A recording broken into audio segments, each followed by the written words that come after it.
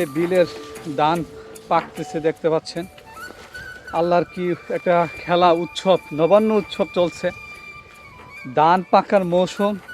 কিছু জমির ধান পেকে গেছে, কিছু জমির ধান এখনো পাকার বাকি আছে। খুব সুন্দর লাগতেছে দেখুন।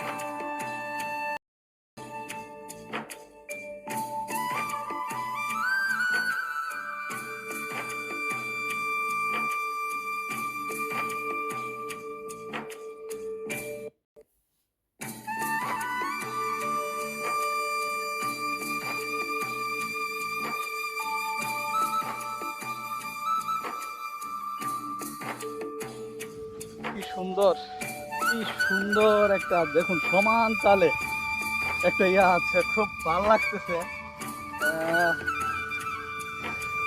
এই বিলের ধান কোনো কোনো জায়গায় পেকে গেছে, কোনো কোনো জায়গায় পাকার ও বাকি আছে। খুবই ভালো লাগতেছে যে বিলটায় আসলাম।